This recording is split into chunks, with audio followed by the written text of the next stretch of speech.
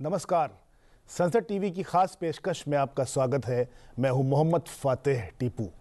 राष्ट्रमंडल देशों के स्पीकर्स और पीठासीन अधिकारियों के 28वें सम्मेलन यानी CSPOC का आज आखिरी दिन है। सम्मेलन का उद्घाटन 15 जनवरी को देश के प्रधानमंत्री नरेंद्र मोदी ने किया था।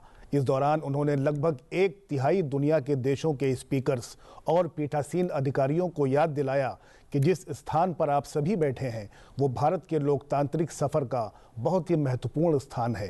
गुलामी के आखिरी सालों में जब भारत की आज़ादी तय हो चुकी थी, उस समय इसी ऐतिहासिक सेंट्रल हॉल में भारत के संविधान की रचना के लिए संविधान सभा की बैठकें हुई थी। भारत की आज़ादी के बाद 75 सालों तक ये इमारत भारत की संसद रही और कई ऐतिहासिक फैसलों की गवाह बनी। इसी हॉल में भारत के भविष्य से जुड़े अनेक निर्णय और चर्चाएं हुई। लोकतंत्र को समर्पित इस स्थान को भारत ने संविधान सदन का नाम दिया है। हम चर्चा को आगे बढ़ाएंगे अपने दो खास मेहमानों के साथ। जयंत दास गुप्ता जी, आप फॉर्मर एम्बेसडर रहे हैं WTO में, और हमारे दूसरे खास मेहमान हैं KB प्रसाद जी, आप वरिष्ठ पत्रकार हैं और कई दशकों से संसदीय मामलों को कवर करते रहे हैं। आप दोनों मेहमानों को बहुत बहुत स्वागत स्टूडियो में। दास साहब, शुरुआत मैं आपसे करना चाहूँगा कि जिस तरीके से ये 3 दिनों का अंतर्राष्ट्रीय कॉन्फ्रेंस राष्ट्रमंडल देशों के स्पीकर्स और जो पीठासीन अधिकारी रहे हैं उनका एक ये गौरवपूर्ण जो दिवस रहे 3 दिन के देश के लिए, नई दिल्ली के लिए, हमारी संसद के लिए, क्या लगता है कि किस तरह का निष्कर्ष आप देखते हैं?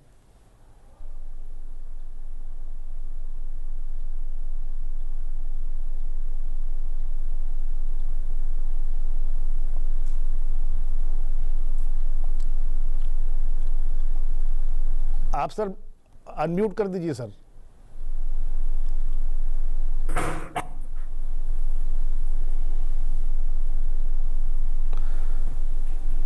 फिलहाल आप ये तस्वीरें देख सकते हैं सीधे, जहाँ पर तमाम जो विदेशी मेहमान हैं, हमारे लोकसभा अध्यक्ष ओम बिरला जिनका स्वागत कर रहे हैं, और पूरी तरीके से जो 3 दिनों की ये तीन दिनों का जो ये यात्रा रही है, और तमाम जो 61 देशों से ज़्यादा लोग यहाँ पर शामिल हुए, और जो तमाम अलग अलग ये दृश्य आप देख सकते हैं कि कितना बेहतर तरीके से वो देश को, भारत की संस्कृति और भारत का जो संसदीय लोकतंत्र है उसको समझने का प्रयास कर रहे हैं लोकसभा अध्यक्ष ओम बिरला जी। तमाम जो देश हैं, राष्ट्रमंडल जो देश के स्पीकर्स और पीठासीन अधिकारियों को किस तरीके से उनकी बातचीत हो रही है, ये आप विजुअल्स के माध्यम से देख सकते हैं।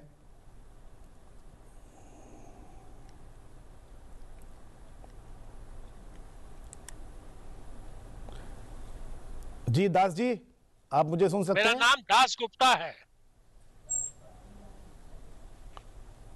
हेलो जी दास साहब, आप? दास साहब नहीं, मेरा नाम दास गुप्ता है। जी दास गुप्ता जी, दास गुप्ता है जी दास गुप्ता जी, मेरा सवाल ये था कि आप किस तरह का आउटकम देखते हैं 3 दिन के कॉन्फ्रेंस में? इस कॉन्फ्रेंस में कई बातें महत्वपूर्ण हैं। एक तो कि इसमें जो देश जो शामिल हुए हैं, 42 देश करीब शामिल हुए हैं और 61 पीठासीन पदाधिकारी और अध्यक्ष शामिल हुए हैं। शायद ये इतनी संख्या में पहली बार इस CSPOC में इतनी भागीदारी हुई है। दूसरी बात यह है कि एक प्रजातंत्र के लिए ही एक ये चुनाव की एक संकट की घड़ी आप कहें, क्योंकि बहुत सारे देशों में जहां पर प्रजातंत्र है वहां पर भी पोलराइजिंग टेंडेंसीज हो रही हैं। वहां पर जो प्रजातांत्रिक जो वॉइसेस हैं उनको दबाया जा रहा है। पीपल्स फ्रीडम उसमें कमी आ रही है। और सबसे बड़ी बात यह है कि आर्थिक समस्याओं से बहुत सारे देश, खासकर ग्लोबल साउथ के, वो जूझ रहे हैं। तो कॉमन मैन जो सबसे अंतिम कड़ी का जो व्यक्ति है उसकी बात शायद ही सुनी जाती है या उभर करके आती है। तो ये जो एक कॉन्फ्रेंस हो रहा है इसमें इन सारी चीज़ों पर तवज्जो की जाएगी और की गई है।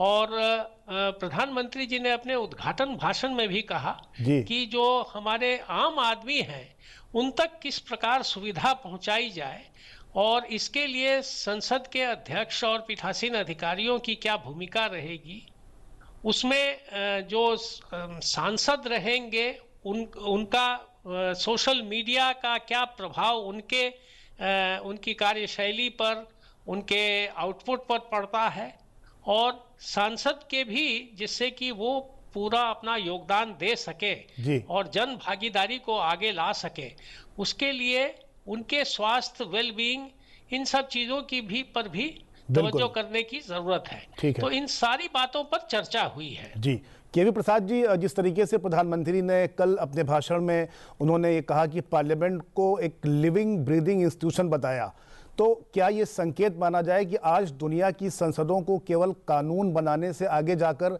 जनविश्वास और लोकतांत्रिक संवाद को भी लगातार बढ़ाना होगा? जी, कानून बनना तो खैर एक उनका अहम ही कार्य। उसके अलावा जैसे आपने कहा कि जनता के साथ जो भी जुड़े हुए मुद्दे हैं, जो भी वक्त पे चीजें उभर के आती हैं, चाहे कुछ और देश को और अपने पूरे समाज को किस दिशा में लेके जाना है, उसके ऊपर सांसदों का बहुत महत्वपूर्ण योगदान रहता है। क्योंकि सांसद जनप्रतिनिधि है, हमारे में से एक व्यक्ति को चुन के हम भेजते हैं वहां पे, तो वो जनता की आवाज बन के उतरते हैं। मतलब अगर भारत का एक सांसद जब संसद में अपनी बात रखता है तो तमाम सारी कॉन्स्टिट्यूएंट्स की तरफ से वो अपनी बात रखते हैं। उनकी समस्या हो, उसका क्या समाधान हो या आगे आने वाली क्या दृष्टिकोण लेके आना चाहिए। और जैसे ये जो कॉन्फ्रेंस है, इसमें दो अहम मुद्दे जो उन्होंने सब आपके सामने रखे हैं, वो विश्व में इस वक्त बहुत भावी है। एक आर्टिफिशियल इंटेलिजेंस, कृत्रिम इंटेलिजेंस, जिसके ऊपर एआई के ऊपर पूरी दुनिया में अभी कोई स्पष्टता नहीं है कि किस दिशा में लेके जाएगा मानव को। एक तरफ अभी आपने एक सांसद आईपीयू के चेयरपर्सन की बात रखी थी, उन्होंने जो बात कही कि महिला सांसदों को कितनी फिक्र है, कितना परेशानी है कि एआई की वजह से जो चीज वो कह नहीं रहे वो भी उनके नाम पे आ जाती है या उनके तस्वीर दिखाते हैं। तो इस तरह की चीजें लेकर इसमें किस तरह के वातावरण तैयार हो, पूरे विश्व में किस तरह की एक सम्मिलित क्या कोशिश होनी चाहिए, ये भी बहस है। और सोशल मीडिया तो पिछले 10-12 साल से हम सब जानते हैं उसका कितना अधिकतम प्रभाव है पूरे विश्व में। तो सोशल मीडिया के ऊपर ये दो ऐसे अहम मुद्दे जो फ्यूचरिस्टिक भी हैं और जो वर्तमान में है, दोनों के लिए अहम। जी बिल्कुल। दास गुप्ता जी, जैसा कि आपने सुना कि प्रधानमंत्री ने ग्लोबल साउथ के साझा मूल्यों का भी जिक्र किया है, आपको लगता है कि क्या CSPOC जैसा मंच भारत को डेवलपिंग डेमोक्रेसीज की आकांक्षाओं को संस्थागत आकार देने का एक अवसर भी प्रदान करता है? ये कॉन्फ्रेंस जरूर इस प्रकार का एक अवसर प्रदान करेगा। और भारत ने जो प्रगति की है संसदीय प्रणाली में, संसद में तकनीक के प्रयोग करने में, और जो आम आदमी तक तकनीक का प्रयोग करके सुविधाएं पहुंचाने की, विकास की योजनाओं का, कल्याणकारी योजनाओं को पहुंचाने का जो काम किया है, जैसे यूपीआई का जिक्र प्रधानमंत्री जी ने भी किया। इसके अलावा बहुत सारी योजनाएं हैं। हमारी जन वितरण प्रणाली जो है, पब्लिक डिस्ट्रीब्यूशन सिस्टम, जिसमें लगभग 80 करोड़ से ज्यादा, किसी भी चीन को छोड़ करके अन्य किसी भी देश से ज्यादा जनसंख्या उसे जन वितरण प्रणाली से खाद्यान्न मिलता है। तो उसका जो मॉनिटरिंग होता है, अनुश्रवण होता है, वो आर्टिफिशियल इंटेलिजेंस और तकनीक का इस्तेमाल करके हम लास्ट माइल तक ये जान पाते हैं कि किसी को खाद्यान्न की आपूर्ति हुई या नहीं हुई, किस दुकान से हुई। उसी प्रकार से जो मिड डे मील स्कीम है, जो हमारा पुरानी जो स्कीम थी जिसका मनरेगा नाम है, जी जी। उसमें रियल टाइम में क्या प्रगति हुई है, कितने मानव दिवस का सृजन हुआ है, कितने लोगों को रोजगार मिला है, ये सारी बातें जो हैं आम आदमी को और सबसे नीचे तबके के आदमी को प्रभावित करता है। तो इन सारी चीज़ों में तकनीक का इस्तेमाल हुआ है और जो आर्टिफिशियल कृत्रिम बुद्धिमत्ता की बात है उसका प्रयोग करके जो हमारे दस्तावेज हैं उनका अनुवाद होता है और सभी लोगों को पूरे देश भर के जितने क्षेत्रीय भाषाएं हैं सभी में ये उपलब्ध होता है कि किस दस्तावेज में क्या बातें हैं, क्या प्रश्न पूछे गए, जो संसद में जो जिस बात पर बहस हुई, चर्चा हुई, उसमें सत्ता पक्ष ने क्या बात रखी, विपक्ष की ओर से क्या कहा गया, ये सारी बातें आज तक जो है सो सिर्फ 2 ही 3 भाषाओं में इसका प्रसार होता था, लेकिन अब ये संभव हो गया है कृत्रिम बुद्धिमत्ता के चलते कि आम आदमी तक ये पहुंच जाए उनकी क्षेत्रीय भाषा में। बिल्कुल बिल्कुल, नहीं आपने बिल्कुल ठीक कहा कि वर्तमान में हमारे देश की संसद चूँकि 22 भाषाओं में जो माननीय सांसद हैं उनके वक्तव्य, उनके भाषणों को अनुवाद करके उन तक पहुंचा रहे हैं, और जिस तरीके से चारों तरफ एआई और सोशल मीडिया का जिक्र हो रहा है, प्रसाद जी, जैसा कि पीएम मोदी ने भी इसका जिक्र किया और उन्होंने कहा कि पार्लियामेंट की जो एफिशिएंसी है और ट्रांसपेरेंसी से कहीं ना कहीं उन्होंने इसको जोड़ा। तो क्या आपको लगता है कि इंडिया के डिजिटल पार्लियामेंट्री लीडरशिप का जो एक मॉडल है वो एक तरीके से जो वैश्विक स्वीकार्यता का संकेत करता है? ये बिल्कुल, और आपको याद हो कि पिछले कुछ दो तीन सालों से भारत की तरफ से एक बहुत जबरदस्त प्रयास किया जा रहा है जिसको कहते हैं डिजिटल पब्लिक इंफ्रास्ट्रक्चर, जो हमने अपने देश में जो डेवलप किया, इसको विश्व के अन्य राष्ट्रों को भी हमने इसमें शामिल करने की प्रयास किया है। कई लोग इसमें काफी उत्साहित हैं, और जैसे हम जानते हैं यूपीआई की जो प्रणाली है वो इतना विकसित है, कई और राष्ट्रों के साथ हमारे एक तरह से ये जो टेक्नोलॉजी का आदान प्रदान हो रहा है। तो ऐसे में भारतीय संसद की जो पूरा प्रयास है, जो बिरला जी ने भी 2 दिन पहले भी कहा कि पेपरलेस की तरफ हम बढ़े, कि बिना कागज के, दस्तावेज के, बिना सारे चीजें एक स्मार्ट टैबलेट के थ्रू पहुंचाई जा रही है सांसदों को रियल टाइम में। उसके बाद भी और भी कई सारी चीजें में प्रयास किया जा रहा है। और आपको ये ज्ञात होगा ही कि इंटर पार्लियामेंट्री यूनियन में 2 अहम मुद्दों पे काफी दिनों से चर्चा चल रही है और उनके दस्तावेज भी है। एक तो सोशल मीडिया का किस तरह का प्रयोग हो, ना सिर्फ इंटर पार्लियामेंट्री यूनियन बल्कि कॉमनवेल्थ पार्लियामेंट्री एसोसिएशन भी इस पर काफी अग्रसर है। साथ ही साथ एआई का किस तरह से उपयोग हो सकता है, इसके पर भी विचार कर रहे हैं। तो ऐसे में जो हमारे राष्ट्रमंडल के जो अध्यक्ष हैं असेंबलीज के और उनके जो पार्लियामेंट्स के, उनका यहाँ आना और एक दूसरे के साथ विचारों का आदान प्रदान और भारत की संसद में किस तरह से मूलचों का जो चीजें बदली हैं, उससे जरूर पूरे विश्व को एक नई दिशा दिखती है। हमारे साथ तीसरी मेहमान जुड़ रही हैं पिंकी मौर्य जी। आप विवेकानंद स्कूल कॉलेज की प्रिंसिपल हैं दिल्ली यूनिवर्सिटी की। आपका भी बहुत स्वागत पिंकी जी। पिंकी जी, आपने जिस तरीके से ये चर्चा में, चूंकि आप बाद में जुड़ी, जो ये 3 दिन का निष्कर्ष एक तरीके से निकला यहाँ पे इस पूरे अंतर्राष्ट्रीय कॉन्फ्रेंस के दौरान, आपके नज़रिए से आप इस 3 दिवसीय कॉन्फ्रेंस को कैसे देखती हैं?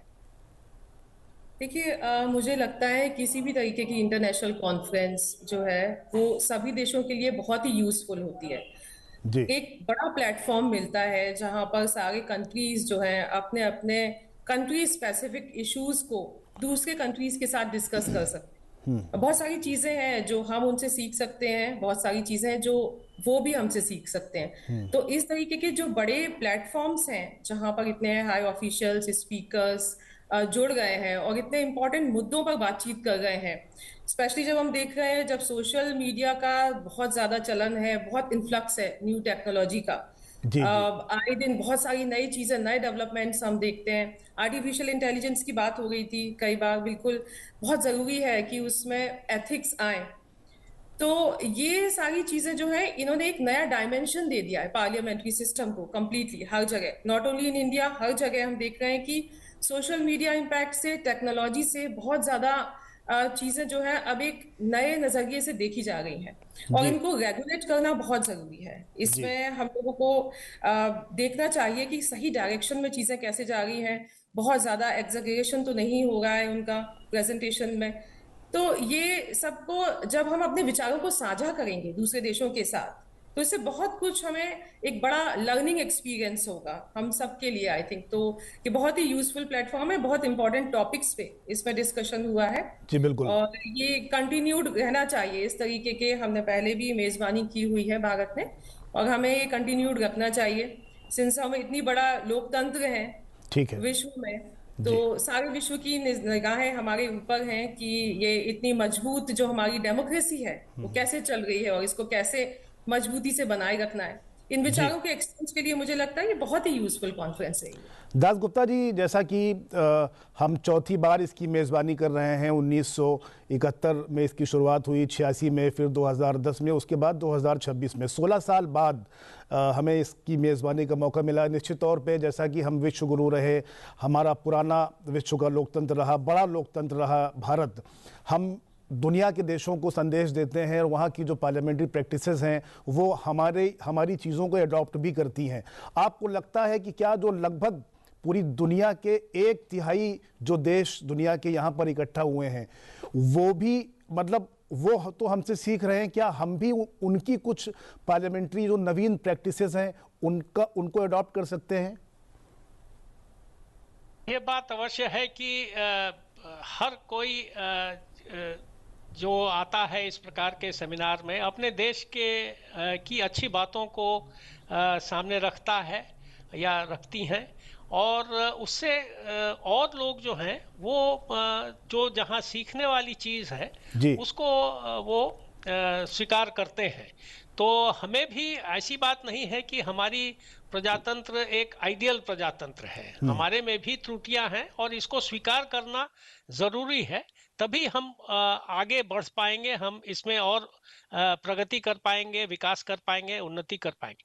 तो इसलिए ये एक और ये ग्लोबल साउथ, चूंकि कॉमनवेल्थ देश ऐसे हैं, 53 देश जो हैं वो ऐसे देश हैं जो ब्रिटिश साम्राज्यवाद के अधीन थे और बाद में जब आज़ादी उनको मिली 47 में भारत को मिली और लोगों को उसके बाद भी 1950 के दशक में 60 के दशक में शुरुआत में मिली।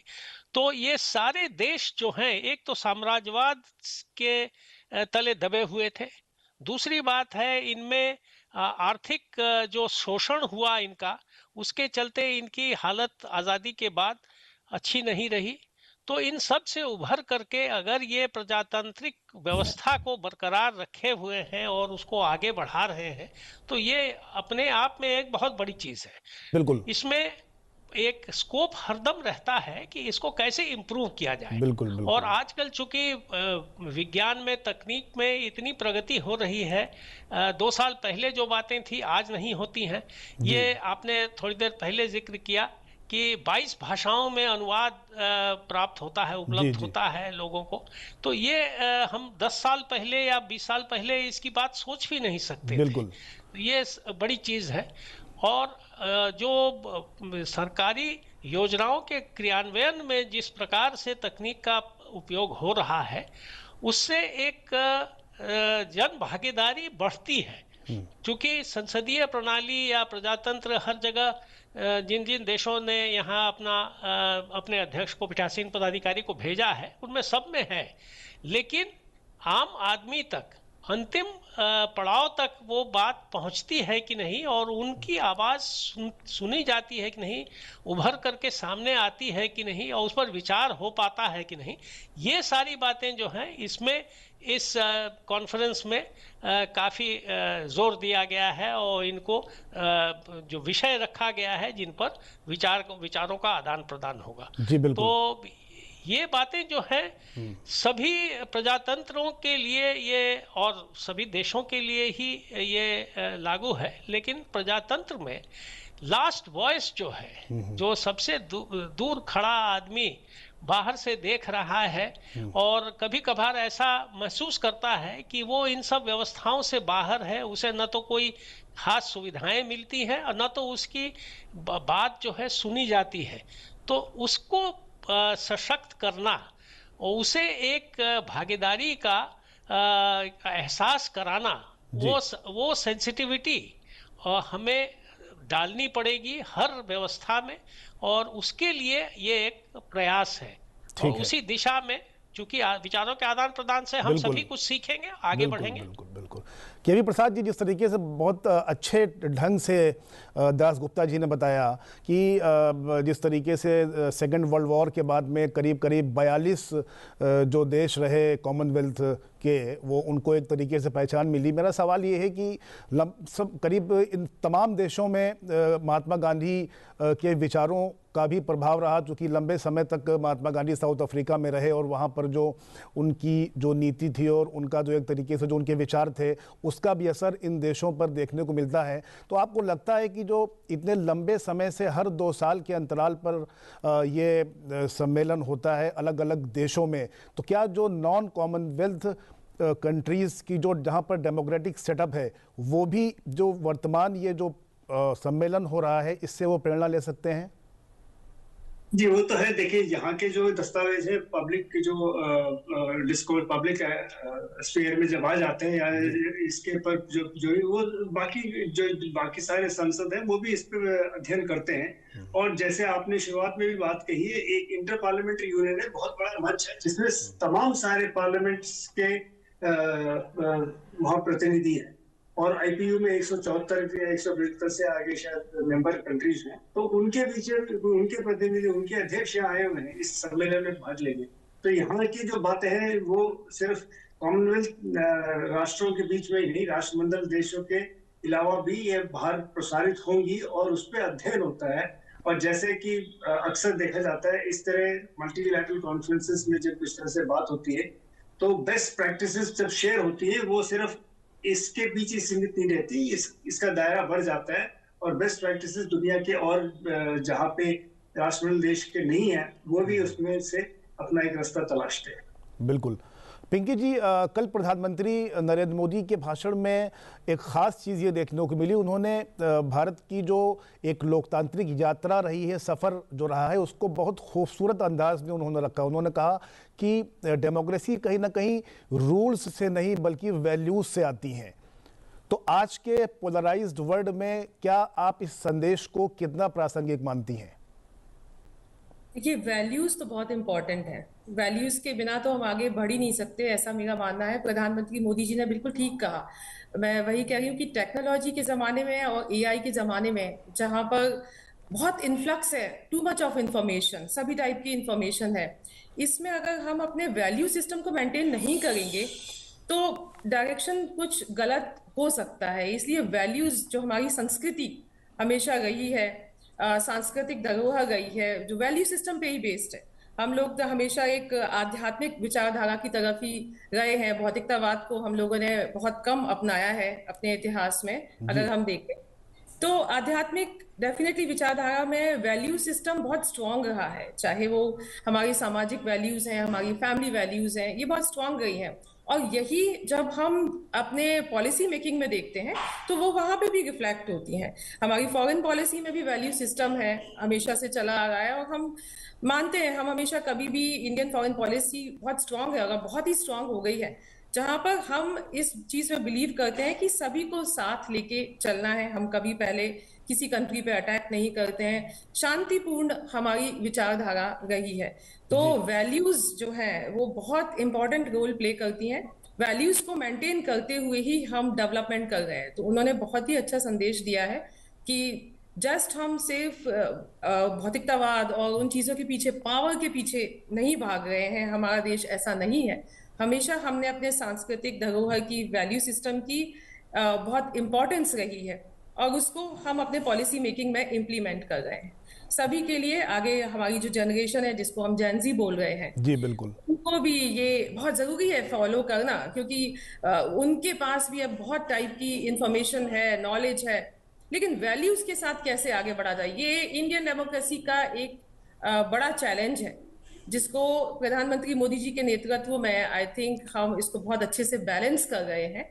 इन the era of cultural globalisation हम इसको बहुत अच्छे से मैनेज कर रहे हैं कि अपनी संस्कृति के साथ साथ अपनी सांस्कृतिक धरोहर को कैसे मेंटेन करते हुए हम बाकी चीजों को भी इंक्लूड कर रहे हैं, सीख रहे हैं, लेकिन अपनी संस्कृति को नहीं भूल रहे हैं, उसके साथ ही हम आगे बढ़ रहे हैं।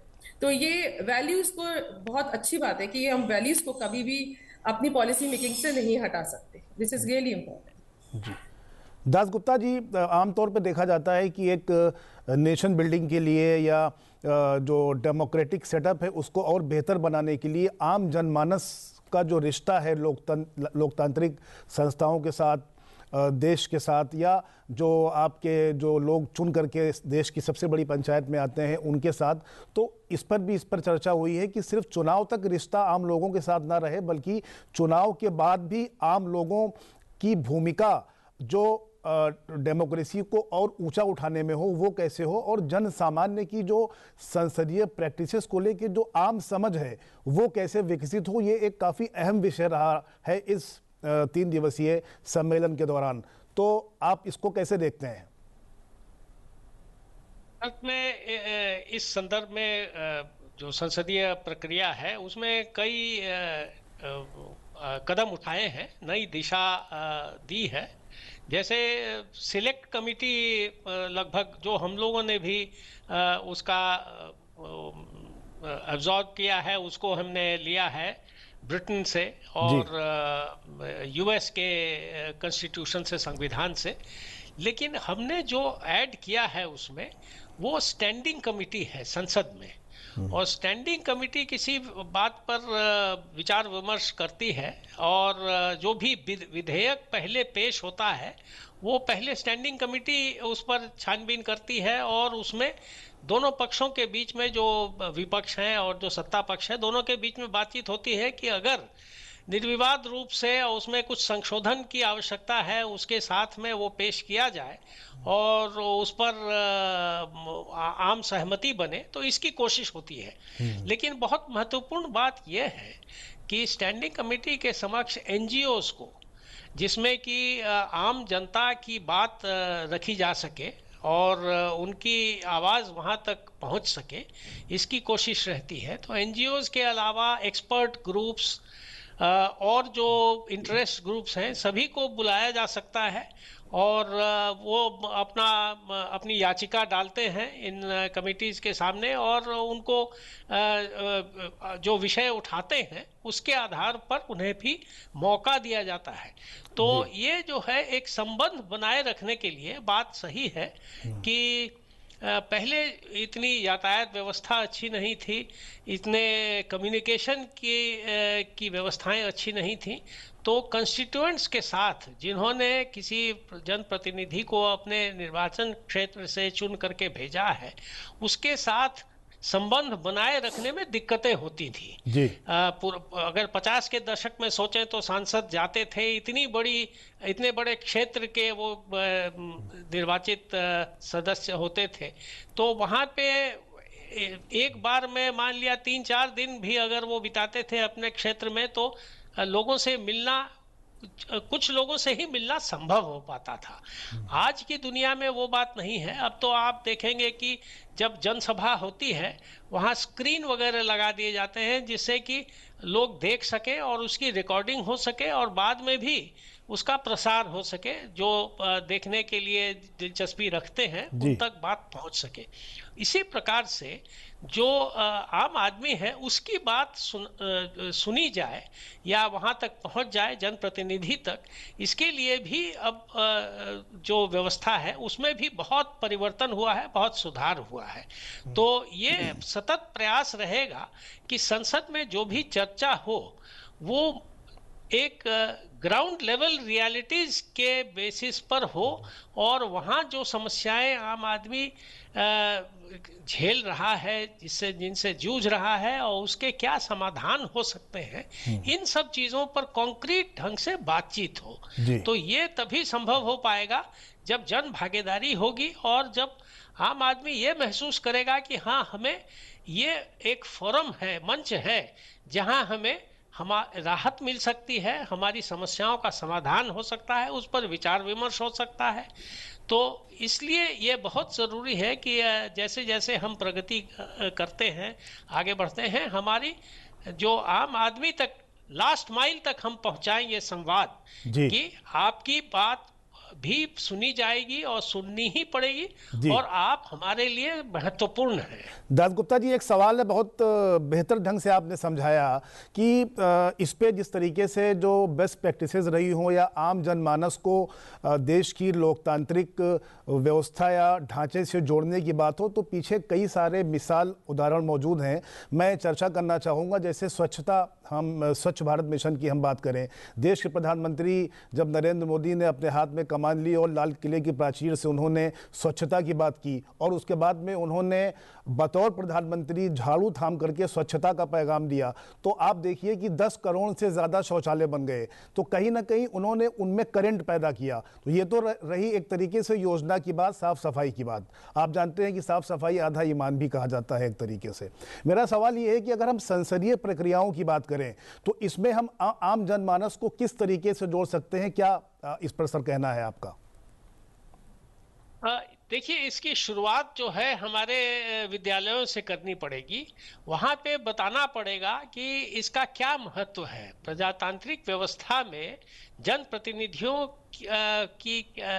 का क्या महत्व है और इस प्रकार के जो मंच हैं, चाहे वो पंचायत हो, जिला परिषद हो, राज्य की विधानसभा हो, विधान परिषद हो या संसद में जो लोकसभा राज्यसभा है, और इनके माध्यम से कैसे एक तो सबकी बात सुनी जाती है, दूसरी कि जो संसाधन की कमी हर समय रहती है, लेकिन उन पर एक निर्णय होता है, फैसला होता है कि किस चीज के लिए कितना खर्च किया जाएगा, जो बजट, आम भाषा में बजट कहा जाएगा। तो इन सब चीजों के बारे में जो सेंसिटाइजेशन है, जो इंफॉर्मेशन है, नॉलेज है, ये हमारे जैसे बहुत साल पहले एक समाज अध्ययन नाम का विषय हुआ करता था। अब शायद उसका नाम बदल गया होगा स्कूलों में, लेकिन इनके माध्यम से सामान्य जो स्कूल के बच्चे हैं, जो थोड़ा समझने के स्तर पर आ गए हैं, चौथी, पांचवी, छठी के बच्चे, जैसे आज उनको परिवेश के बारे में, एनवायरनमेंट के बारे में, इकोलॉजी के बारे में, क्लाइमेट चेंज के बारे में बताया जाता है, उसी प्रकार से जो हमारी प्रजातांत्रिक व्यवस्था है उसमें कौन कौन सी कड़ियां हैं और कौन कौन से हमारे इम्पोर्टेंट पड़ाव हैं, किस प्रकार से हमारी व्यवस्था चलती है, उसके बारे में धीरे धीरे बताना जरूरी होगा, जिससे कि जब वो नागरिक बने 18 साल के ऊपर, जब वो पहला अपना मतदान करें, तो उनको पूरी जानकारी उपलब्ध रहे। जी, तो इस प्रकार से हमारे समझ से आगे बढ़ सकते हैं। जी बिल्कुल। केवी प्रसाद जी, क्या आपको लगता है कि जो स्पीकर्स और प्रिजाइडिंग ऑफिसर्स की भूमिका आमतौर पर देखी जाती है, इसमें गार्जियंस ऑफ डेमोक्रेटिक कल्चर एक तरीके से कहा जाता है और पीएम मोदी ने भी इसका जिक्र किया अपने भाषण में कल, तो आपको लगता है क्या ये रोल अब प्रोसीजरल न्यूट्रलिटी से आगे जाकर एक तरीके से इंस्टीट्यूशनल क्रेडिबिलिटी तक फैल चुका है? ये हमेशा ही देखिए, स्पीकर एक निष्पक्ष होते हैं। जब माना जाता है, जब कोई किसी भी हाउस में जो स्पीकर का चयन होता है, वो अपने दलगत राजनीति से ऊपर उठ के सारे दलों के साथ के उनका उन पे अधिकार होता है और वो उनका प्रतिनिधित्व करते हैं, तो कस्टोडियन ऑफ द हाउस। तो उस पूरे संरचना के तहत स्पीकर का एक बहुत ही अहम रोल है और वो इंस्टीट्यूशन है एक अपने में। और अगर भारतीय संसद में देखें, गणेश मावलंकर जी से लेकर आज तक तमाम सारे स्पीकर ने एक इस पद के बैठते आसीन रहते हुए उन्होंने कई सारे इनोवेशंस किए हैं ताकि संसद में जनता की आवाज पहुंचे और जनता की समस्या भी उठा सके। जैसे कुछ देर पहले कहीं आप ही के चैनल में सुबह बात हो रही थी, तो ये बात मैंने रखी थी। हमारे यहाँ एक बड़ा इनोवेटिव हुआ था शून्यकाल। वैसे अगर आप किताब में देखें, कहीं शून्यकाल का कोई जिक्र नहीं है, पार्लियामेंट्री प्रोसीजर्स में कहीं शून्यकाल जिक्र नहीं है, कहीं उसका मेंशन नहीं है। ये एक इनोवेशन था। वो इसलिए कि सांसदों को जो समस्या, एकदम जो आकस्मिक समस्याएं उठती हैं सदन के सामने, सदन के माध्यम से सरकार का ध्यान आकर्षित करने के लिए एक रास्ता बना। और शून्यकाल इसलिए चुना गया कि 11 से 12 क्वेश्चन आवर और 12 को शून्यकाल कहा गया। तो पूरा 1 घंटा निर्धारित नहीं है, वो सिर्फ एक तरीका अपनाया गया सांसदों ने, ताकि जनता के बीच में जो आकस्मिक समस्याएं उठती हैं तो सांसद उसको सदन के सामने रख के सरकार का ध्यान आकर्षित करते हैं और कई सारे मुद्दे उसमें निकल के आते हैं। तो ये इनोवेशंस और कई जैसे कमेटी सिस्टम्स की बात की, स्टैंडिंग कमेटी का 1993 में शिवराज पाटिल जी जब हमारे पार्लियामेंट के स्पीकर थे, उस वक्त इसका प्रचलन शुरू हुआ, कमेटी सिस्टम। तो ये तो speaker custodian of the house है, तो सबके प्रतिनिधित्व करते हैं, तो इसलिए उस पद की अपनी गरिमा है। और उसको अगर आप भारतीय संविधान में देखें तो रैंकिंग ऑर्डर में वो शायद 6ठे नंबर पे आते हैं, राष्ट्रपति, उपराष्ट्रपति, प्रधानमंत्री, उन सबके बाद। तो इससे हम जानते हैं कि संविधान में भी उनको कितना बड़ा पद दिया गया। प्रसाद जी, एक सवाल ये उठता है कि आमतौर पे जो स्पीकर्स हैं या पीठासीन अधिकारी हैं, इनके समक्ष जो सर्वसम्मति बनाने का जो विषय होता है सदन में, चाहे वो सत्ता पक्ष की ओर से हो या विपक्ष की ओर से हो, एक संतुलित वे में सदन को चलाने की एक जो प्रोसीजर होता है वो काफ़ी चुनौतीपूर्ण होता है। तो आप उसको कैसे देखते हैं? देखिए, वही तो उनकी खासियत है। दोनों सदन जो है, सदन में दो पक्ष होते हैं, एक होता है सत्ता पक्ष, एक होता है विपक्ष। तो दोनों का ही सदन है, तो दोनों को सदन को लेके ही सदन के पीठासीन अधिकारी को आगे बढ़ने का रास्ता तलाशते हैं।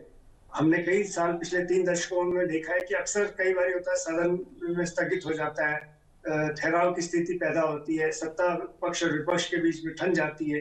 तो उसमें रास्ता निकालना एक तो संसदीय कार्य मंत्री का रास्ता रहता है, विपक्ष की तरफ से होता है, और जरूरत पड़े तो स्पीकर। और रोज सुबह सदन का जब कार्रवाई शुरू होती है उससे पहले सदन के पहले पीठासीन अधिकारी तमाम सारे विपक्ष के नेता और सत्ता पक्ष के नेताओं के साथ रोज एक बैठक करते हैं, जिसमें एक आम सहमति बनती है कि किन किन मुद्दों पे बात होगा, किस पे क्या हो सकता है। एक तरीके से खाका खींचा जाता है। ये शेड्यूल ऑफ बिजनेस के अलावा होता है। इसके अलावा जो हमारे बिजनेस एडवाइजरी कमिटीज बनी है, जिसमें सदन का अगले आने वाले हफ्तों में क्या प्राथमिकता रहेगी, वो सब अलग है। तो सदन के स्पीकर अपना रोल काफी भरपूर निभाते हैं।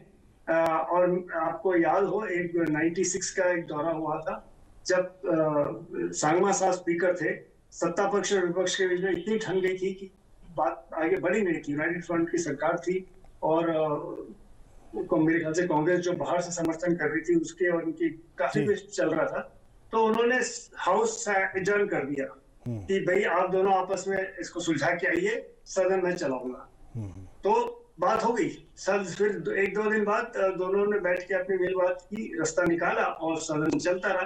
तो सत्ता पक्ष और विपक्ष को दोनों को साथ मिला के रखना और चलाना, ये बहुत महत्वपूर्ण है और ये सदन के स्पीकर के ऊपर दायित्व है। बिल्कुल।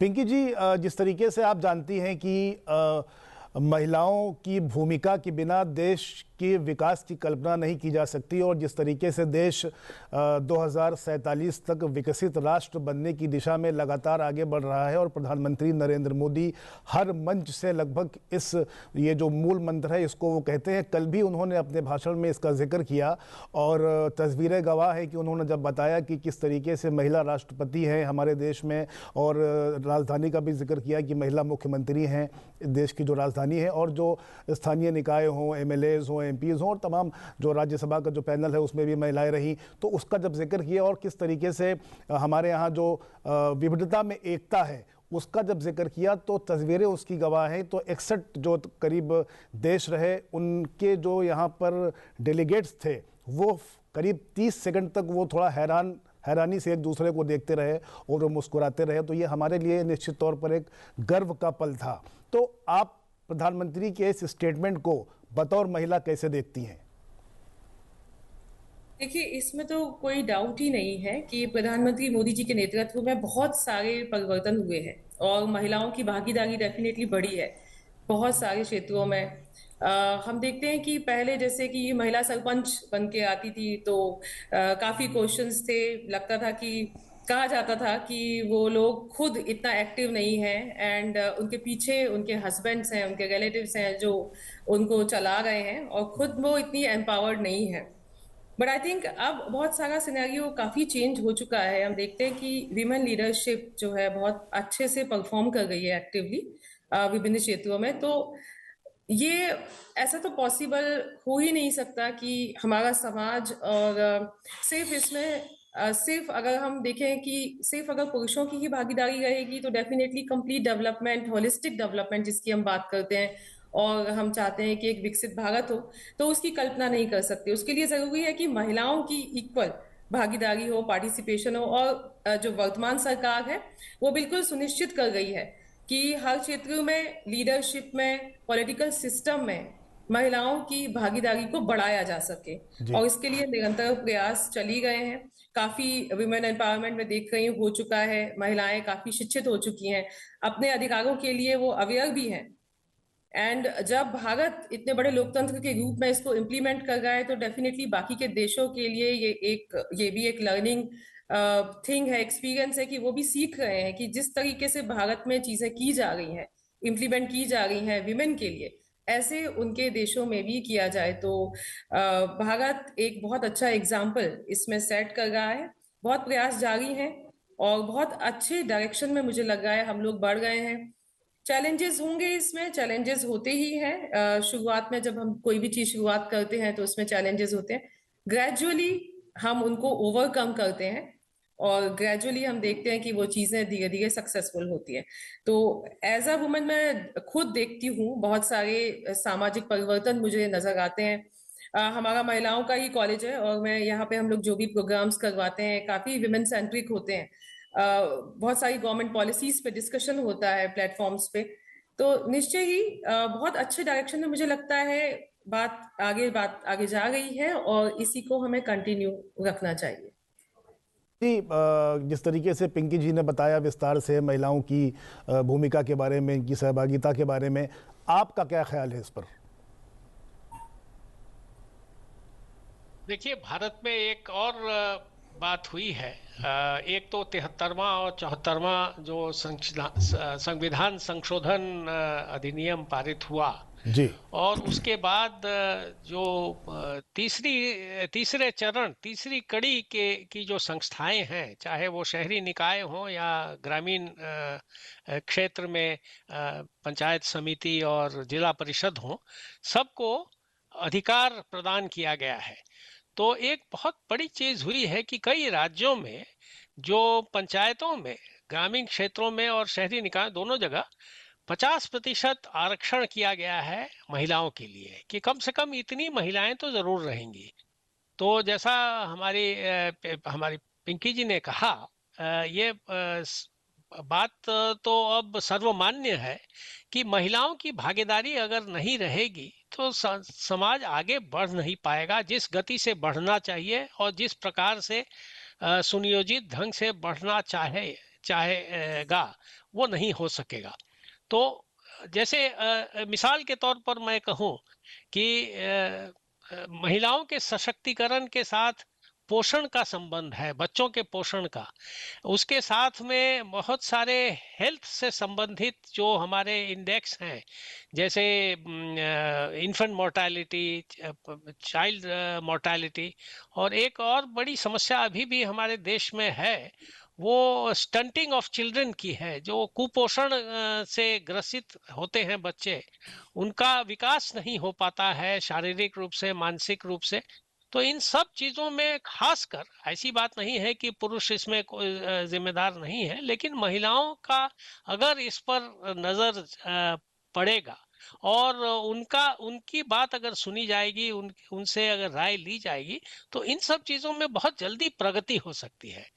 एक तीसरी चीज है कि परिवार के स्वास्थ्य की का जहां तक सवाल है, उसमें जो शिक्षित महिलाएं हैं उनका ये देखा गया है स्टेटिस्टिकली कि महिला अगर शिक्षित होंगी तो उसका असर परिवार के सभी सदस्यों के स्वास्थ्य पर पड़ता है, उसका जो स्टेटस है वो बढ़िया होता है। तो ये तो कई बातें हैं जो सर्वविदित हैं, लेकिन जो एक और बड़ी बात है जो मैं पर्सनल रूप से कहना चाहूंगा, महिलाएं जो हैं सो मल्टीटास्किंग कर सकती हैं। वो परिवार भी चलाती हैं, बाहर का काम भी देखती हैं, सभी के स्वास्थ्य पर भी नजर रहता है, बच्चों की पढ़ाई शिक्षा पर भी। तो हर तरह से मल्टीटास्किंग के अलावा बजट बैलेंसिंग में भी महिलाओं का को जो एक महारत हासिल होती है वो शायद मर्दों में उतनी नहीं है। ये नहीं कहा जा सकता है कि बिल्कुल नहीं है, लेकिन महिलाओं में वो एक कदम आगे रहती हैं सामान्य रूप से। तो अगर उनकी पूरी भागीदारी रहेगी और कोई भी विधेयक जैसे पेश होता है, चाहे वो राज्य में हो, संसद में हो, और उसमें अगर उनकी राय ली जाएगी, उनकी भागीदारी रहेगी, तो उसकी जो क्वालिटी होगी, गुणवत्ता होगी, वो जो उनकी राय नहीं ली जाने पर जैसी होगी उससे बहुत आगे बहुत ही बेटर होगी। बिल्कुल। तो इन सब बातों के चलते महिला सशक्तिकरण पर भारत में जो जोर दिया गया है, उसके जो लाभ जो हमें मिले हैं, और प्रधानमंत्री हमारे बारंबार कहते रहते हैं कि हमारी धरती इस चीज के लिए मशहूर रही है और इसको हम आगे बढ़ा रहे हैं और भी आगे बढ़ाएंगे। जी पिंकी जी, जिस तरीके से प्रधानमंत्री जी ने अपने भाषण में पार्लियामेंट्री ट्रेडिशंस को इंक्लूसिव और रिफॉर्म ओरिएंटेड बताया, तो आपको लगता है क्या CSPOC 2026 भारत की सॉफ्ट पावर डिप्लोमेसी को इंस्टीट्यूशनल स्ट्रेंथ में बदलने का एक मंच बन रहा है? जी बिल्कुल, मुझे ऐसा लगता है कि ऑफ कोर्स इंक्लूसिव तो है ही। हम जो भी पॉलिसी मेकिंग कर रहे हैं अभी, जैसे हमारे प्रधानमंत्री जी ने कहा कि एवरीथिंग इज इंक्लूसिव, उसमें हम देख रहे हैं कि सभी वर्गों का ध्यान रख रहे हैं हम इसमें, और सभी वर्गों के हितों का ध्यान में रखने के साथ ही हम कोई भी पॉलिसी मेकिंग कर रहे हैं। तो डेफिनेटली जो एक विकसित भारत का हमारा एक सपना है ओवरऑल डेवलपमेंट का, वो होलिस्टिक डेवलपमेंट जो है वो तभी हो सकता है जब वो इंक्लूसिव हो। तो इंक्लूसिविटी तो मैंने देखा है कि पॉलिसी मेकिंग में जब भी किसी भी चीज़ पे बात होती है तो हमेशा इंक्लूसिव होने की बात कही जाती है, क्योंकि हम एक डाइवर्स कंट्री हैं और हमें पता है कि सभी विभिन्न तरह के लोग यहाँ पे रहते हैं, विभिन्न संस्कृतियों के लोग यहाँ रहते हैं। जब तक सबका समावेश नहीं होगा, जब तक सबके हितों का ध्यान नहीं रखा जाएगा पॉलिसी मेकिंग में, तो आगे प्रोग्रेस करना मुश्किल है। और प्रधानमंत्री मोदी जी हमेशा इस बात पर जोर देते आए हैं। कई बार उन्होंने कहा है कि कोई भी चीज हो, कोई भी पॉलिसी हो, that has to be inclusive. Inclusivity तो होना बहुत जरूरी है। Indian foreign policy of course soft power, हमने हमेशा एक बहुत अच्छी चीज हमेशा बैलेंस की है। हम लोगों ने कभी वो प्रिंसिपल फॉलो नहीं किया मर्गेंथु का कि जहां पर हम अपने पावर को इंक्रीज करने के पीछे भाग रहे हैं या एग्रेसिवनेस है हमारे फॉरेन पॉलिसी में। ऐसा नहीं है। We have been a very tolerant country. हम हमेशा एक बहुत ही टॉलरेंट कंट्री रहे हैं। हमेशा हमने जितने भी कॉन्फ्लिक्ट्स रहे हैं उनको शांतिपूर्वक तरीके से सुलझाने की कोशिश की है, और ये इंडिया का बहुत बड़ा एक प्लस पॉइंट है जो जनरली देखा नहीं जाता। बट हमने एक डाइवर्स कंट्री मेंटेन करने के साथ साथ अपनी फॉरेन पॉलिसी को बिल्कुल इस तरीके से चलाया है कि अंतर्राष्ट्रीय स्तर पर भी हमने कभी भी कोई हिंसात्मक गतिविधि खुद से करने की कोशिश नहीं की, कोई एग्रेसिवनेस नहीं है, बल्कि हमने सभी देशों के हितों के बारे में सोचा है, सभी को एक कॉमन प्लेटफॉर्म पे लेके चले हैं। और ये जो हमने सम्मेलन किया, ये इसका एक बहुत बड़ा एग्जाम्पल है, जहाँ देखिए मोस्टली कॉमनवेल्थ कंट्रीज वही हैं जो कॉलोनियल रहे हैं, कभी ना कभी उपनिवेशवाद का शिकार रहे हैं हम सारे देश। तो सबकी समस्याएं लगभग जब डेवलपमेंट की बात आती है तो सब एक तरीके के चैलेंजेस ही फेस कर गए हैं, सबके एक सा ही हिस्ट्री रहा है। तो हम सबके साथ मिलकर, देखिए अभी भी अंतर्राष्ट्रीय स्तर पर सबके साथ मिलकर ही सोच रहे हैं कि क्या समाधान हो सकते हैं समस्याओं के, सबको साथ लेकर चल रहे हैं। यही भारत की बहुत बड़ी विशेषता है कि हम सबको साथ लेकर चलने की बात करते हैं। और ये प्रधानमंत्री मोदी जी की पॉलिसी ना सिर्फ डोमेस्टिक पॉलिसी है, इंटरनेशनल लेवल पे भी मैं देखती हूँ कि सिर्फ हम डोमेस्टिक उसमें ही स्फीयर में नहीं देख रहे हैं कि सभी वर्गों के साथ, बल्कि अंतर्राष्ट्रीय स्तर पर भी हम सभी देशों के साथ मिलकर विकास का प्रयास कर रहे हैं, जो इंडियन फॉरेन पॉलिसी की बहुत इंपॉर्टेंट, मुझे लगता है महत्वपूर्ण विशेषता है। बिल्कुल, इसीलिए उनके व्यक्तित्व का एक खास पहलू ये भी रहा है कि जब जब कभी वो विदेश यात्रा करते हैं तो जो वहाँ के भारतवंशी हैं उनसे ज़रूर वो वक्त निकाल करके मिलते हैं और उनकी बातों को सुनते हैं।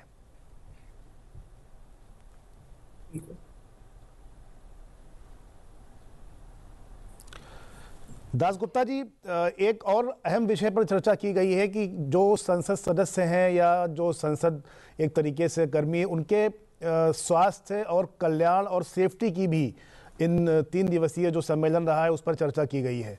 तो क्या कहना है आपका इस पर? आए दिन जो बातें होती हैं खास करके संवाद माध्यम में, उसमें जो तनाव और जिस प्रकार की कठिन परिस्थितियों का सामना चाहे हमारे सांसद या विधायक या जनप्रतिनिधि उसके नीचे के स्तर पर भी करते हैं और जिनसे जूझना पड़ता है, एक तो उनके पास अपना समय नहीं रहता है।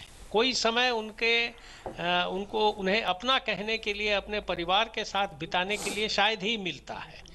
तो चूंकि अब जैसी जैसी जन चेतना बढ़ रही है, लोग सोचते हैं कि ये तो हमारा प्रतिनिधि है, वो चाहे सुबह 6 बजे हो या रात के 10-11 बजे भी हो, हमारी बात सुननी पड़ेगी इसको, चूंकि हम ही ने इसको चुन करके भेजा है और ये इसीलिए है। तो ये जो है एक पर्सनल और प्राइवेट लाइफ का जो एक रेखा होती है, जिसमें एक तरफ परिवार के साथ समय बिताने का अपने परिजनों के साथ, दूसरी तरफ जनजीवन में अपना समय देने की, वो जो है लुप्त होता सा चला जाता है। दूसरी बात है फिजिकली, आज यहाँ हैं, कल क्षेत्र में हैं, परसों और कहीं सभा संबोधित करने जा रहे हैं, उसके बाद चौथे दिन फिर संसद में आ करके किसी कमेटी में विचार विमर्श कर रहे हैं, पढ़ना है, उसके लिए प्रश्न पूछने हैं, क्या उत्तर दिया गया उस पर गौर करना है। तो इन सब चीजों को लेकर के जो एक सांसद का जो जीवन है, उनका जो लाइफ है, उसमें तनाव से पूर्ण रहता है। और इसमें एक चीज और गौर करने की है, फिजिकल वेलबीइंग के अलावा मानसिक स्वास्थ्य की भी बात उत्पन्न होती जा रही है, जो कि विदेशों में इस पर चर्चा आम होती अब होने लगी है। इसमें स्वीकार करने की बात है कि मानसिक स्वास्थ्य की जो समस्याएं हैं वो भी काफी व्यापक हैं और एक समाज के बड़े तबके को प्रभावित करती हैं। और अगर हम इसको स्वीकार करेंगे तभी जाकर के इसका निदान ढूंढेंगे, समस्या का हल ढूंढेंगे। तो उसमें चिकित्सा बहुत सारी समस्याओं का है। तो जो सांसद हैं उनके वेल बीइंग की बात हो रही है, मतलब physical well being, mental well being, security की बात है। और साथ साथ उनके साथ में जो कर्मी हमारे लगे रहते हैं, जैसे मान लिया सुरक्षा कर्मी ही हो जी, सांसद अगर मान लिया सुबह को 8 बजे निकल रहे हैं तो सुरक्षा कर्मी 7:30 बजे से ही तैयार रहेंगे। सांसद अगर 10 बजे 11 बजे सो जाते हैं तो सुरक्षा कर्मी को सोते सोते 1 घंटा और लगता है। तो उनके भी स्वास्थ्य, सुरक्षा कर्मी की बात ही नहीं, जो हमारे संसद के और कर्मचारी हैं जिनको रात रात जाग करके कभी कभार जब बजट का सत्र हो, अन्य मानसून सत्र हो, तो उनको काम करना पड़ता है जिससे कि हर चीज उपलब्ध रहे संसद में और सांसदों को। ट्रांसलेशन हो, दस्तावेज हो, चाहे आपके आज वो स्मार्ट डिवाइसेस पर ही क्यों ना हो। तो इस प्रकार की जो बात है उनको भी काफी तनाव का सामना करना पड़ता है। तो ये जो है एक अवेयरनेस की बात है, जिससे कि सांसद का जो आउटपुट है, वर्क आउटपुट है, वो ऑप्टिमम हो, उसमें कहीं कोई ह्रास इसलिए नहीं हो या कमी नहीं इसलिए नहीं हो कि उनके वेल बीइंग पर किसी ने ध्यान नहीं दिया। तो ये एक पहलू है जिस पर शायद पहली बार चर्चा हो रही है कि security, well being and health, तीनों पर, और सिर्फ सांसद की नहीं, उनके साथ में जो हैं और जो जुड़े हुए हैं सभी लोगों पर, ये पूरी व्यवस्था के लिए ये हो रही है। तरह से दास गुप्ता जी की हमारी पूरी बॉडी फिट है लेकिन हमारे हाथ में प्रॉब्लम है, तो कहीं ना कहीं बॉडी पर भी इसका असर पड़ेगा। तो उस लिहाज से आपने ठीक कहा कि ये भी विषय बहुत महत्वपूर्ण है और इस पर सार्थक चर्चा हुई। पिंकी जी, प्रधानमंत्री जी के मुताबिक लोकतंत्र स्थिर नहीं होता बल्कि ये इवॉल्व करता है। तो क्या इस कॉन्टेक्स्ट में भारत का संविधान और संसदीय प्रणाली दूसरे कॉमनवेल्थ देशों के लिए प्रैक्टिकल लर्निंग मॉडल बन रही है? मेरा मानना है इंडिया हमेशा से ही एक कंट्री ऐसा रहा है कि जहाँ से दूसरे देश कुछ सीख सकते हैं। लर्निंग मॉडल हमेशा से ही रहा है और अब और भी ज़्यादा हो गया है। आपने सही कहा कि बहुत सारे डायनेमिक चेंजेस हो गए हैं अब। बहुत सारे इवन इंटरनेशनल लेवल पे हम देखें तो आप देखते हैं, देखिए कितने सारे कॉन्फ्लिक्ट्स हो गए हैं अनएक्सपेक्टेडली।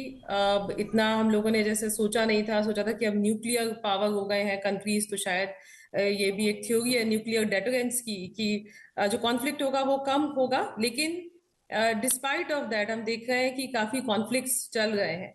तो डेमोक्रेसी को तो नेशनल इंटरनेशनल लेवल पे बहुत सारे इंटरनल एक्सटर्नल फैक्टर्स जो हैं वो अफेक्ट करते हैं और बहुत चैलेंजेस होते हैं। हम कैसे कैसे धीरे धीरे उनको अडॉप्ट करते जाते हैं, कैसे हम सॉल्यूशन प्रोवाइड करते जाते हैं, वो बाकियों के लिए एक रोल मॉडल बन जाता है।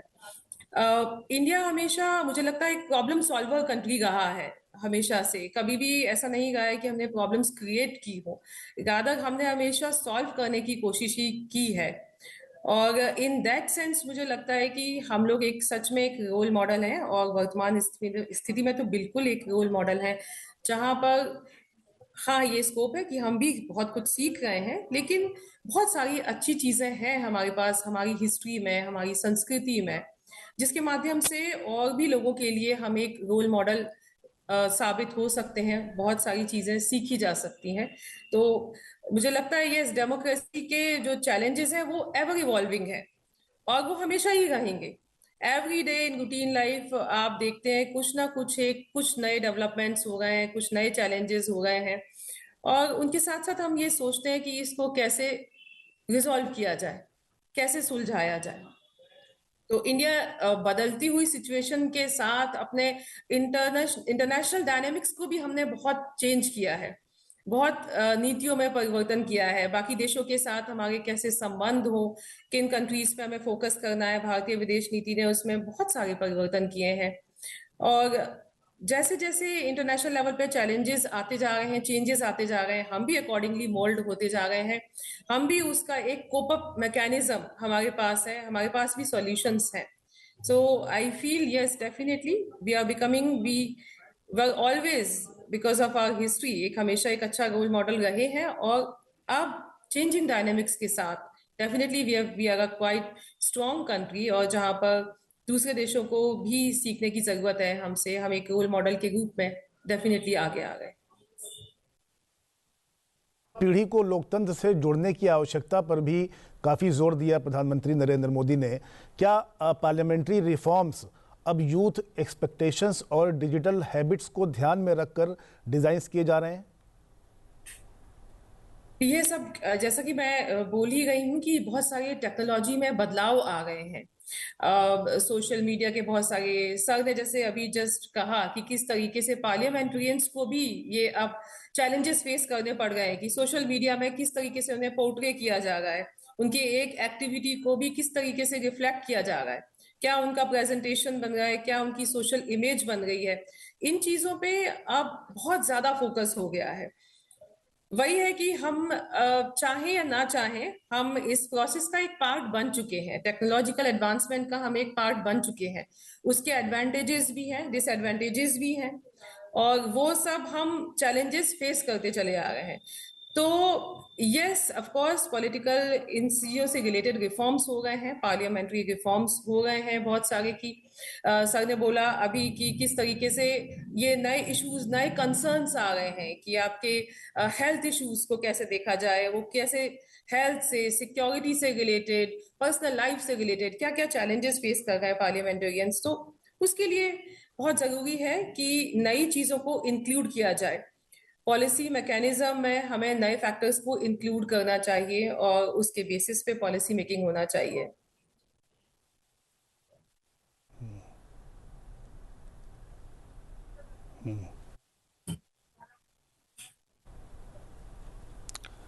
दासगुप्ता जी, प्रधानमंत्री के भाषण में कंसेंसस, डायलॉग और कोऑपरेशन की अगर मैं बात करूं तो उन्होंने इसका जिक्र किया, और बार बार उन्होंने, पीएम ने कहा कि उभर कर ये सामने भी आ रहा है। क्या ये संकेत है कि इंडिया ग्लोबल पार्लियामेंट्री डिप्लोमेसी में ब्रिज बिल्डर की भूमिका निभाना चाहता है? पार्लियामेंट्री डेमोक्रेसी का जहां तक सवाल है, वो हर देश सार्वभौम है और अपने हित में वो खुद निर्णय लेगा। लेकिन जैसा पिंकी जी ने अभी बात रखी कि भारत कुछ मामलों में अग्रणी रहा है, नेतृत्व प्रदान किया है, नए पहल किए हैं, तो उन सब चीज़ों में अनुकरण लायक बातें हैं। हमें भी बहुत कुछ सीखने के लिए है और लोगों से और देशों से, उनकी प्रजातांत्रिक संस्थाओं से।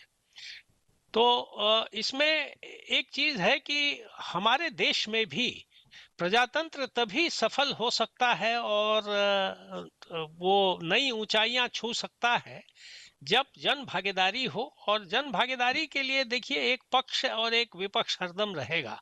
मान लिया कि आपके पास 100 रुपए हैं और आपके पास योजनाएं हैं 200 रुपए की, तो किसी न किसी को तो थोड़ा क्षुण्ण करना पड़ेगा और पूरी उसकी जो जरूरत है उसको हम पूरी तरह से उसको हम नहीं पहुंचा पाएंगे लाभ। तो इन सब चीजों में जो कंसेंसस बिल्डिंग की बात है कि अगर कठिनाई है तो हम उसको मिल बांट लेंगे और सबको साथ लेकर चलेंगे। जो आपकी हो सकता है कि आपके पक्ष में किसी ने वोट नहीं दिया है, किसी समूह ने ही वोट नहीं दिया है, किसी भौगोलिक क्षेत्र के लोगों ने वोट नहीं डाला है, आपको आपके निर्वाचन में समर्थन नहीं किया है, तो उसको आप छोड़ नहीं सकते हैं पीछे, उसको भी साथ लेके चलना पड़ेगा, क्योंकि वो आप ही के देश का नागरिक है और आप ही के निर्वाचन क्षेत्र का हो सकता है अंग हो। तो ये बातें जो हैं, ये एक एल्डर स्टेट्समैन की बात है। ये हम लोग आम आदमी इसे समझ पाएगा या नहीं पाएगा अभी, लेकिन इसकी सोच जो है संसद के माध्यम से जनप्रतिनिधियों में, सांसदों में, विधायकों में और जो हमारी तीसरी कड़ी है उसके जो जनप्रतिनिधि हैं सब में पहुंचानी पड़ेगी कि आपको चाहे किसी ने भी निर्वाचित किया हो, लेकिन आपको हर के हित की बात सोचनी पड़ेगी, सबको साथ लेके चलना पड़ेगा, तभी जाके आप सफल होंगे और प्रजातंत्र आगे बढ़ पाएगा। जी दासगुप्ता जी, पिछले जो सम्मेलन की अगर मैं बात करूं, युगांडा में जो जलवायु को लेकर के, परिवर्तन को लेकर के सम्मेलन हुआ, जो काफ़ी सेंसिटिव विषय है एक तरीके से, तो आपको लगता है ये एक ऐसा विषय है जो न सिर्फ कॉमनवेल्थ कंट्रीज़ बल्कि पूरी दुनिया के लिए एक चैलेंजिंग विषय है कि किस तरीके से वातावरण को साफ किया जाए और जलवायु जिस तरीके से बदल रही है और परिवर्तन हो रहा है और देश और दुनिया उससे अछूते नहीं है, तो इस एतबार से आपका इस पर क्या कहना है? जलवायु परिवर्तन का जहां तक सवाल है, देखिए इसमें जो उत्तर के जो देश हैं या जैसे नॉर्दर्न हेमिस्फीयर में, तो जो ट्रॉपिकल कंट्रीज हैं और उसमें अधिकतर ग्लोबल साउथ के देश हैं, तो ट्रॉपिकल कंट्रीज पर ही सबसे पहले आपका कुप्रभाव पड़ रहा है। चाहे वो बारिश की कमी हो या अधिक गर्मी हो, सूखा हो या ज़्यादा बारिश हो करके वो बाढ़ की स्थिति पैदा हो, साइक्लोन हो, तो ये सब जो हैं सो ज़्यादा प्रभावित करते हैं ट्रॉपिकल कंट्रीज को, जिसमें ग्लोबल साउथ ही ज़्यादा है।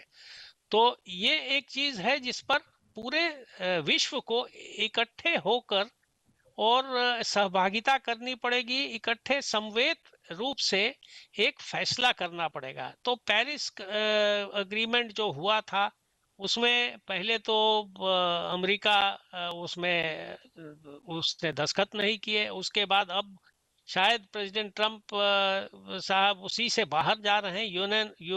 United Nations framework for climate change, convention for climate change, उसमें से बाहर जा रहे हैं। उन्होंने ऐलान किया है, वो एक 66 संगठनों में से एक है। तो अगर आप देखेंगे, नजर दौड़ाएंगे, तो हम आपको सीधे ले चलते हैं, लोकसभा अध्यक्ष ओम बिरला जी संबोधित कर रहे हैं। ये मंच वैचारिक मंथन का, अनुभवों के आदान प्रदान का, सीखने और सिखाने का और वैश्विक लोकतंत्र के भविष्य को दिशा देने वाला महत्वपूर्ण अवसर है। हम यहाँ पर लोकतांत्रिक संस्थाओं के संरक्षक के रूप में एकत्रित हुए हैं।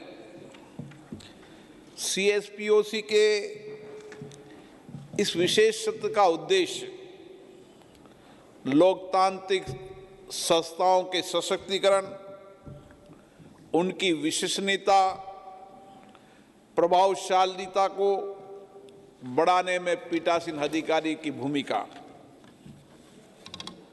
सम्मेलन में जो तथ्य निर्वाध रूप से आए उसमें निश्चित रूप से आधुनिक लोकतंत्र में जहां अवसर भी व्यापक है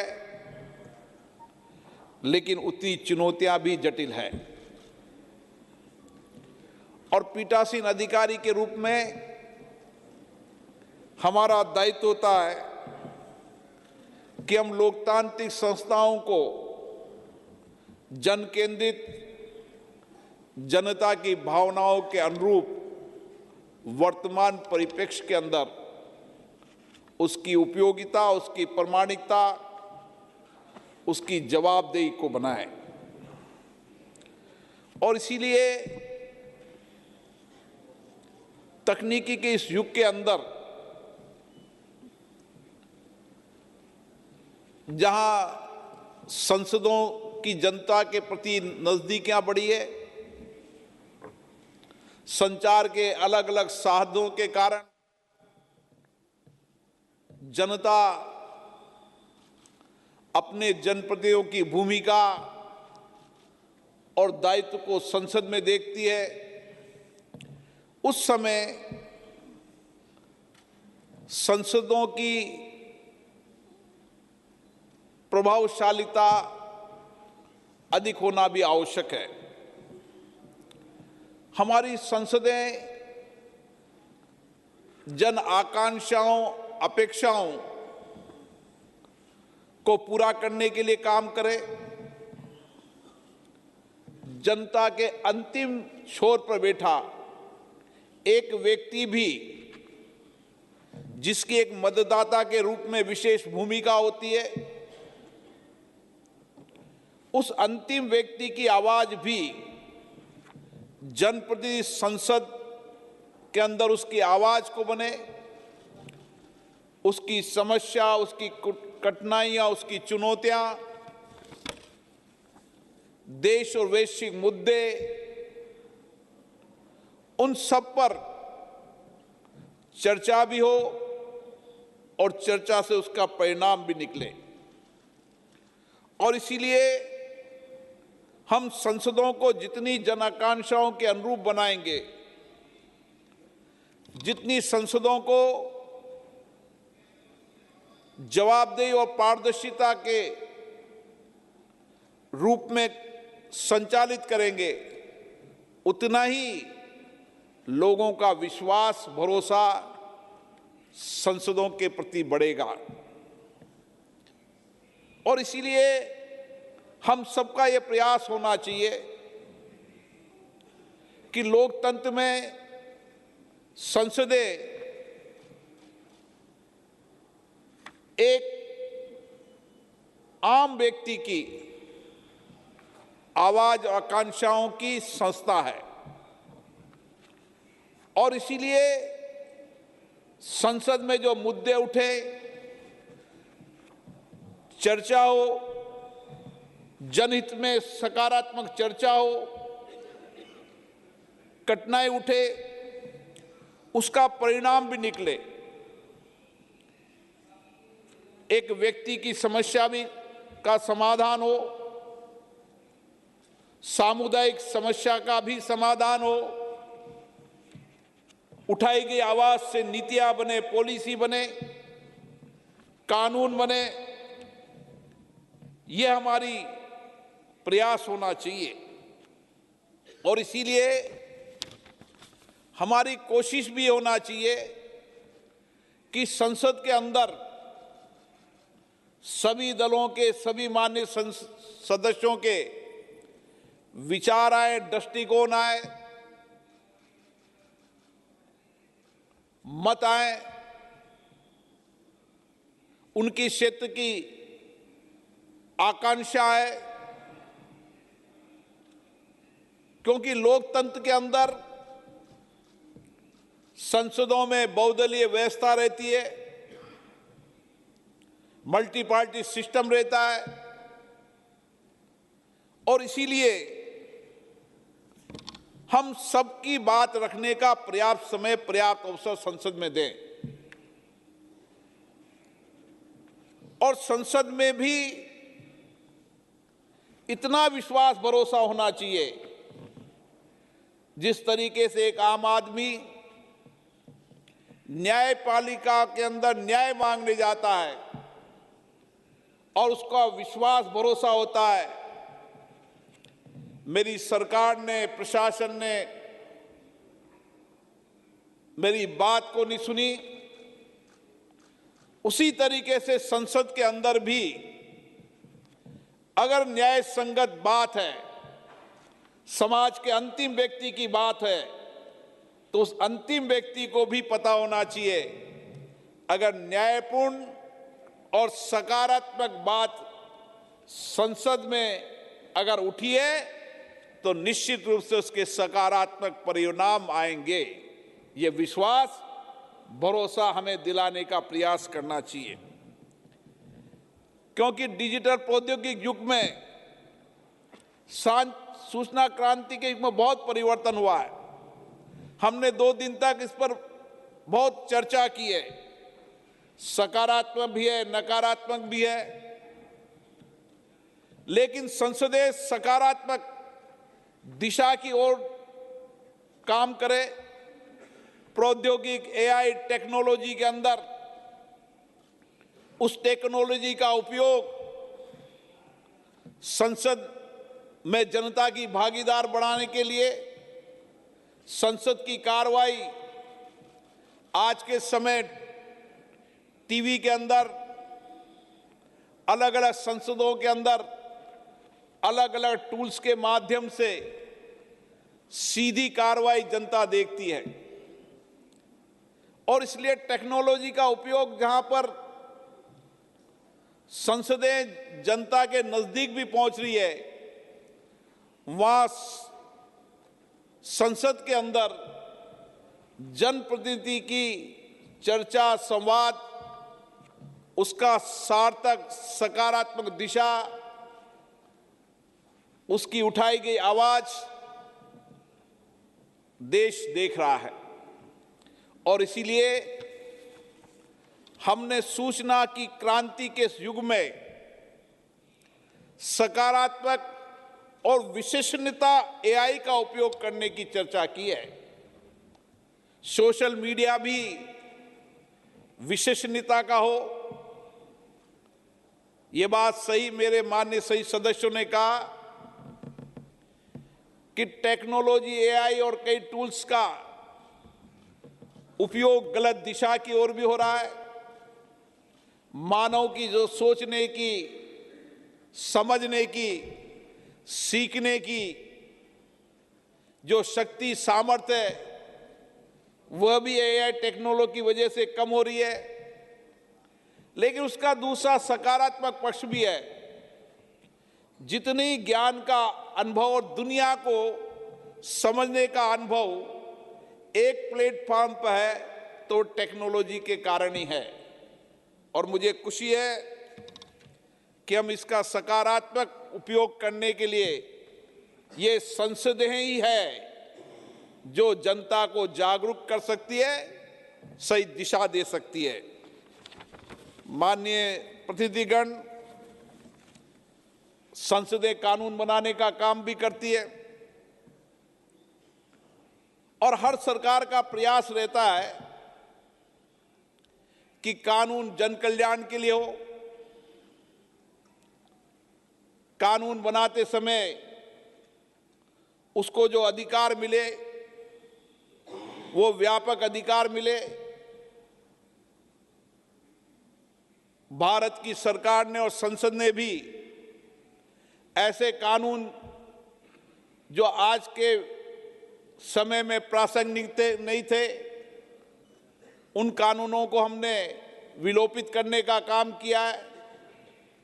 सरकार ने रिफॉर्म करके ऐसे कानून बनाए जिसमें एक आम आदमी को भी कानून के माध्यम से न्याय मिल सके।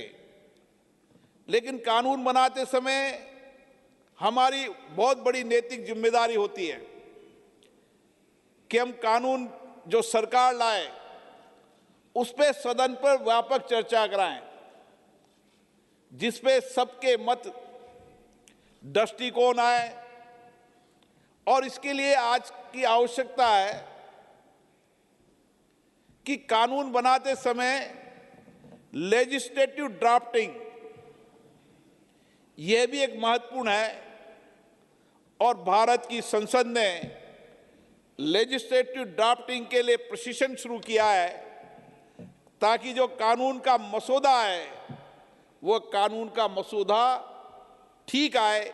ये भी संसद की जिम्मेदारी है और इसका बहुत बड़ी उपयोगिता आज के वर्तमान परिप्रेक्ष्य के अंदर है।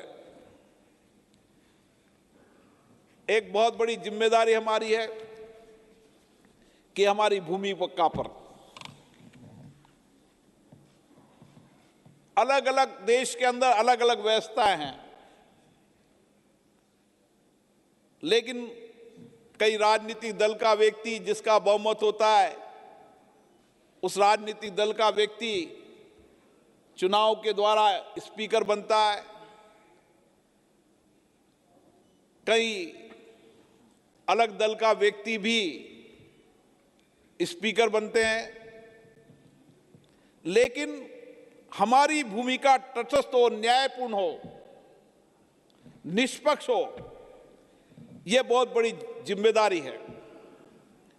और जनता भी ये देखना चाहती है कि अध्यक्ष की भूमिका तटस्थ होनी चाहिए, न्यायपूर्ण होनी चाहिए, निष्पक्ष होनी चाहिए। और हर अध्यक्ष यही प्रयास करता है क्योंकि उसकी कार्रवाई को उस देश की जनता देखती है, तो उसका हमेशा प्रयास रहता है कि वह न्यायपूर्ण निर्णय करे। लेकिन मेरा मत है कि जो हमारी रूल बुक है उस रूल बुक में अध्यक्ष को बहुत व्यापक अधिकार दिए हैं। मेरा मत है जितने अध्यक्ष के सीमित अधिकार होंगे उतना ही वह सदन को न्यायपूर्ण तरीके से चला पाएगा। सदन के स्पीकर के व्यापक अधिकार उसकी तटस्थ और न्यायपूर्ण भूमिका पर कहीं न कहीं प्रश्न पैदा कर देता है। इसलिए एज ए स्पीकर भी उस नियम प्रक्रियाओं से बाहर जाकर कोई निर्णय फैसला नहीं कर सके। इसके लिए हमारी राज्य विधानसभाओं के स्पीकर सम्मेलन में व्यापक चर्चा हुई और हमने एक मत से एक बात कही कि एज ए स्पीकर हमारे अधिकार सीमित होना चाहिए और हम भी उस सीमित अधिकार के अंदर हमारी भूमिका को निभाएं। मैं एक विचार और रखना चाहता हूं। हमारी पार्लियामेंट स्टैंडिंग कमेटी जो मिनी पार्लियामेंट के रूप में काम करती है, जो दलों से उठकर मिनी संसद के रूप में काम करती है, जो सरकार की नीतियां पॉलिसी की समीक्षा करती है, बजट का अध्ययन करती है और बजट जिस मद के लिए आवंटित किया है उस मद में खर्च हुआ नहीं खर्च हुआ इसका भी समीक्षा करती है। पार्लियामेंट की पब्लिक अकाउंट कमेटी बजट के उन प्रावधानों पर भी समीक्षा करती है। इसलिए हम अपनी अपनी संसद के अंदर स्टैंडिंग कमेटियों को भी बनाएं और स्टैंडिंग कमेटियों में व्यापक चर्चा हो, संवाद हो, विधेयकों पर भी अच्छी चर्चा हो, ताकि हम बेहतर तरीके से संसद के अंदर मिनी पार्लियामेंट के सुझाव, उनकी रिकमेंडेशन के आधार पर ठीक से पॉलिसी, नीतियां और कानून बना सकें। हम सब यहां पर इसीलिए चर्चा के लिए बैठे हैं कि हमारी भूमिका तटस्थ हो, निष्पक्ष हो, संवेदनशील हो। मुझे आशा है 2 दिन की इस चर्चा में हम हमारी संस्थाओं को, सदन को जन केंद्रित बनाने के प्रयास करेंगे। वैश्विक लोकतंत्र के अंदर संसदें और सार्थक तरीके से काम करेगी और सामूहिक रूप से हम एक दूसरे के इनोवेशन, नई पहल, नई टेक्नोलॉजी का उपयोग, एक दूसरे से सीखने, अनुभव करने के लिए जो कुछ भी यहाँ पर चर्चा हुई है, उस अच्छी चर्चा, अच्छे संवाद को अब अपने देश के राजनीतिक व्यवस्था में और लोकतांत्रिक व्यवस्था में उसको लाने का प्रयास करेंगे। मैं पुनः हम सब सामूहिक लक्ष्यों से एक ऐसी संसदों के निर्माण की ओर आगे बढ़े। संसदों के अंदर जो कुछ भी हमारे पूर्व संसद स्पीकर ने जो संसदों की प्रतिष्ठा, परंपरा, प्रपाटियों को बेहतर तरीका से बनाया है, उसको और आगे लेके जाएं। इसके लिए हमारी संसदें of the people, by the people, for the people की ओर बढ़े। मैं पुनः सभी प्रतिनिधियों का बहुत बहुत हार्दिक अभिनंदन करता हूं, स्वागत करता हूं।